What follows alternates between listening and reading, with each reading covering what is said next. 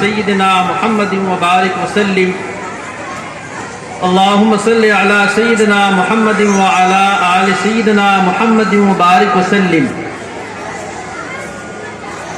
پروردگار عالم نے کائنات کی ہر چیز کو پیدا کیا ہے، چاہے وہ چیز چھوٹی ہو یا بڑی ہو۔ آسمان جیسی بڑی مخلوق کو بھی اسی پروردگار نے پیدا کیا، اور زمین جیسی بڑی چیز کو بھی اسی پروردگار نے پیدا کیا ہے۔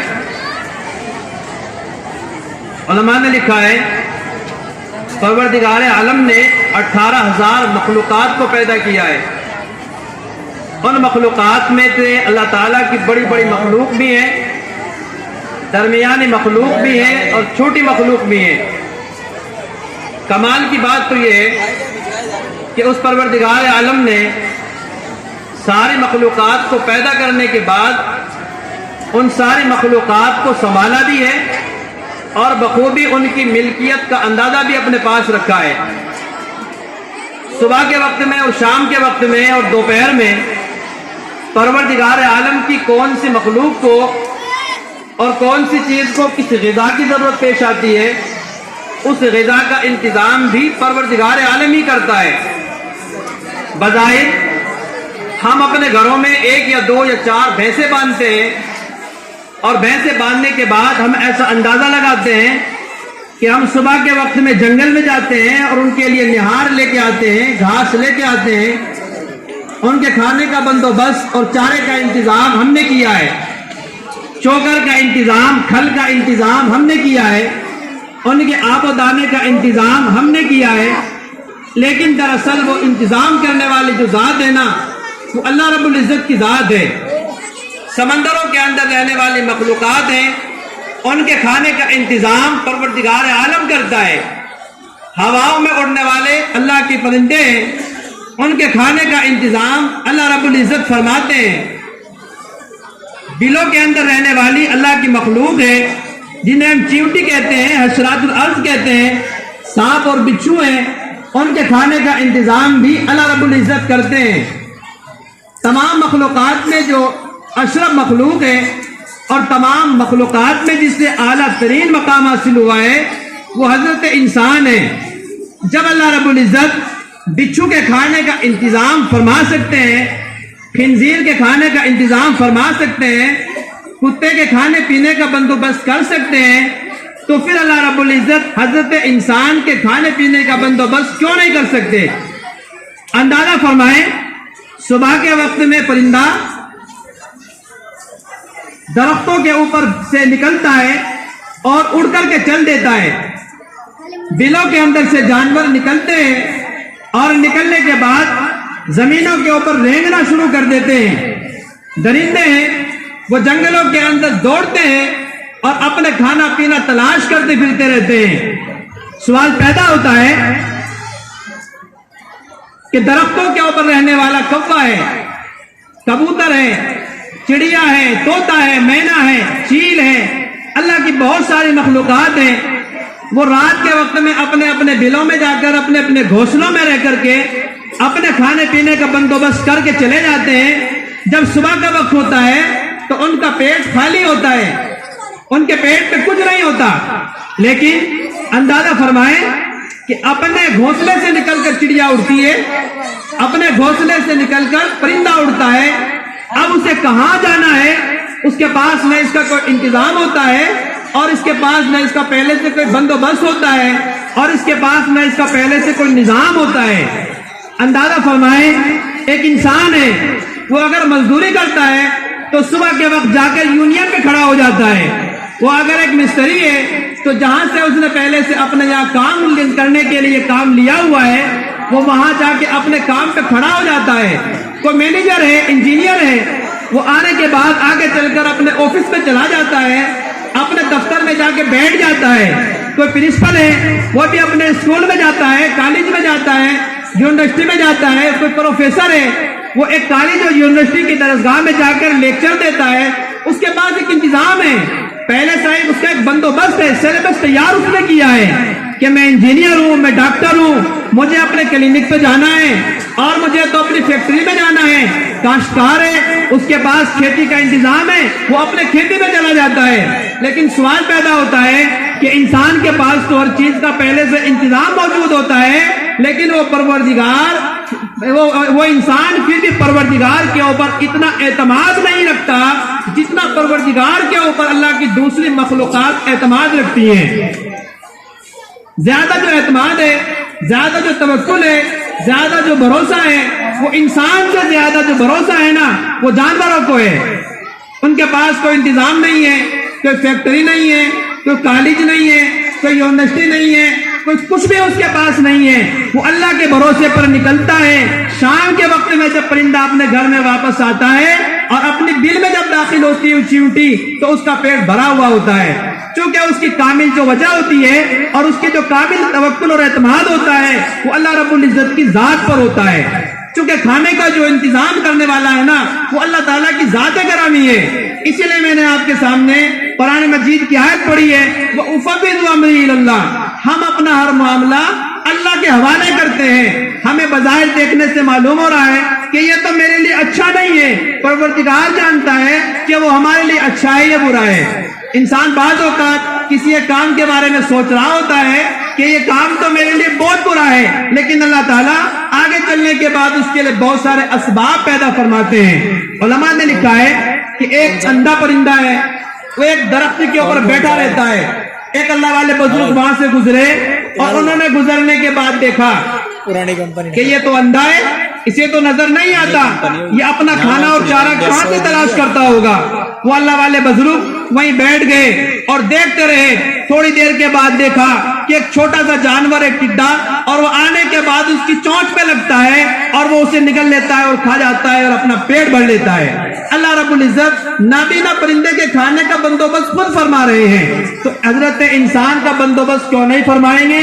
اور حضرت انسان میں بھی وہ انسان جس نے اپنے پروردگار کو ایک مانا ہے، وہ بیٹا ہے جو اپنے باپ کے اوپر کامل بھروسہ کرتا ہے اور کامل اعتماد کرتا ہے اور اپنے باپ کی خدمت کرتا ہے، اور اپنے باپ کی خدمت کرنے کے بعد یہ کہتا ہے ابا جان میرا تو آپ سے تعلق بہت زیادہ ہے اور میرا جو دل ہے نا وہ آپ کی محبت پہ الجھا رہتا ہے. اور اگر یہ محبت بندے کو اس کے والد سے ہٹا کر اللہ تعالیٰ کی ذات سے پیدا ہو جائے تو پھر اللہ رب العزت اس کی ہر چیز کا بندوبست فرماتے ہیں. ابھی ہم نے دیکھا کہ اللہ رب العزت نے بارش کا انتظام کیا. بہت سے لوگوں نے مجھے کہا کہ اب کیا ہوگا؟ میں نے کہا کوئی بات نہیں ہے، یہ معاملہ اللہ کے حوالے ہے. اللہ رب العزت بعض اوقات بندے کا امتحان لینا چاہتے ہیں اور امتحان لینے کے بعد اسے آزمائش میں ڈالنا چاہتے ہیں. یہ ہے صبر اور یہ ہے شکر. اگر تمہیں اللہ کی کوئی نعمت ملے تو تم الحمدللہ کہہ کر شکر ادا کرو، اور اگر تمہیں اللہ تعالیٰ کی طرف سے کوئی پریشانی ملے تو تم اس پر صبر کرو. بندے کے پاس دو ہی راستے ہیں، یا تو وہ صبر کرے یا وہ شکر کرے. شاہ عبد العزیز محدث دہلوی رحمۃ اللہ علیہ کے بارے میں آتا ہے کہ ان کے پاس بہت سارے لوگ رہا کرتے تھے. ایک آ رہا ہے، دو جا رہا ہے. دسترخوان صبح سے لے کر شام تک بچھا رہتا تھا، کھانے والوں کا آنے والوں کا تانتا بندہ رہتا تھا اور دسترخوان چلتا رہتا تھا. بظاہر دیکھنے سے یہ معلوم ہوتا تھا کہ یہ تو ایک اللہ والے آدمی ہیں، صوفی منش ہیں، فقیر ہیں، ان کے پاس تو کوئی اندازہ نہیں ہے اور یہ اجنے پاس کھانے کے لیے آتا کہاں سے ہے. چنانچہ انگریز ان کا مخالف تھا، انہوں نے انگریز کے خلاف فتویٰ جہاد لگایا تھا اور جاری کیا تھا. انگریز نے ان کی سخت مخالفت کی. انہوں نے ایک CID بھیجا اور CID کو اس لیے بھیجا کہ آپ شاہ عبد العزیز محدث دہلوی رحمۃ اللہ علیہ کے یہاں جائیں اور وہاں جانے کے بعد یہ اندازہ لگائیں کہ شاہ عبد العزیز محدث رحمۃ اللہ علیہ کا جو دسترخوان ہے وہ سارا دن چلتا رہتا ہے اور لوگ آتے رہتے ہیں اور کھاتے رہتے ہیں. آخر شاہ عبد العزیز محدث دہلوی کہاں سے ان کے پاس یہ فنڈنگ ہو رہی ہے. چنانچہ بہت سارے لوگوں کو احساس ہوتا ہے کہ مدارس کا اتنا خرچہ ہوتا ہے، کہاں سے پورا ہوتا ہے؟ جب پروردگار عالم ہم کسی کام کے اندر کام کرتے ہیں، وہ کام کرنے والا ہمیں شام کے وقت میں مزدوری دے کے رخصت کرتا ہے، تو اگر کوئی پروردگار کا کام کرے تو کیا پروردگار اس کے کھانے کا انتظام نہیں کرے گا؟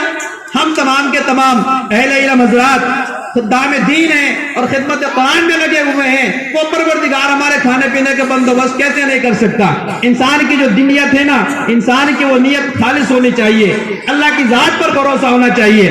شاہ عبد العزیز محدث دہلوی رحمۃ اللہ علیہ کے دسترخوان پر اور ان کی خانقاہ کے اندر وہ CID آ کے پڑ گیا، پڑا رہا، دیکھتا رہا، لوگ آتے ہیں جاتے ہیں کھاتے ہیں پیتے ہیں، لیکن یہ معلوم نہیں ہو رہا کہ آ کہاں سے رہا ہے۔ جب جانے لگا تو جاتے وقت شاہ عبدالعزیز محدث دہلوی رحمت اللہ علیہ سے پوچھا، حضرت مجھے انگریز نے بھیجا تھا اور آپ کی CID کرنے کے لیے میں یہاں آیا تھا، اس بات کی پتہ لگانے کے لیے اور جانچ پڑتال کے لیے میں یہاں آیا کہ آپ کے پاس آتا کہاں سے ہے، اس کی تحقیق کرنے کے لیے میں آپ کے پاس آیا تھا، لیکن مجھے سمجھ میں نہ آیا کہ آپ کے پاس یہ آتا کہاں سے ہے۔ چنانچہ شاہ عبدالعزیز محدث دہلوی رحمت اللہ علیہ نے اس کا کوئی جواب نہ دیا، وہ بندہ بیٹھا رہا، دیکھتا رہا، 1 دن گزرے، 2 دن گزرے، 3 دن گزرے، جب 3 دن گزرنے کے بعد اس نے جانے کا فیصلہ کر لیا تو چلتے وقت اس انگریز نے اپنے جیب کے اندر ہاتھ دیا، اور جیب کے اندر ہاتھ دینے کے بعد اس زمانے میں اب سے 100-150 سال پہلی بات ہے،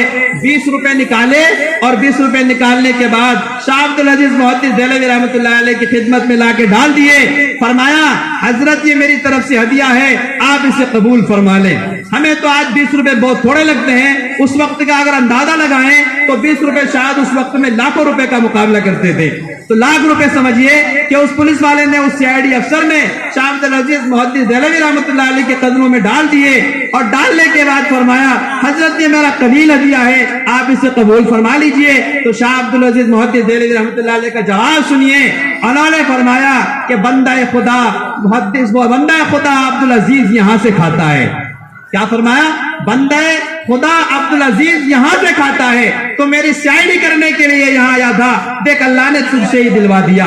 تجھ جیسے لوگ آتے ہیں اور آنے کے بعد مجھے دے کے چلے جاتے ہیں اور میرا کام بن جاتا ہے، یہ کام اسی طرح چلتا ہے۔ چنانچہ بابا نظام الدین اولیاء رحمت اللہ علیہ کے بارے میں آتا ہے کہ ان کے دسترخوان پر روزانہ صبح سے لے کر شام تک 24 کنٹل آٹا اور 12 کنٹل مسور کی دال پکتی تھی، روزانہ 12 کنٹل مسور کی دال، 24 کنٹل آٹا برابر پک رہا ہے۔ دارالعلوم دیوبند کی عظیم درسگاہ ہمارے سامنے ہے، کئی کنٹل آٹا روزانہ پک رہا ہے، کہاں سے آ رہا ہے، کہاں جا رہا ہے، کون لا رہا ہے، کون دے رہا ہے، یہ اللہ کی ذات ہے، ہمیں اس کی فکر کرنے کی ضرورت نہیں ہے۔ وہ رزاق ہے، انسانوں کو روزی دیتا ہے، مخلوقات کو روزی دیتا ہے۔ یہ روزی کا جو محکمہ ہے نا، وہ اس نے اپنے ہاتھ میں رکھا ہے، یہ شعبہ کسی کو نہیں دیا ہے۔ اگر یہ روزی کا شعبہ پروردگار عالم کسی اور کو دے دیتا تو سب سے پہلے ہم اس کا پیٹ کاٹنے کے لیے تیار ہو جاتے۔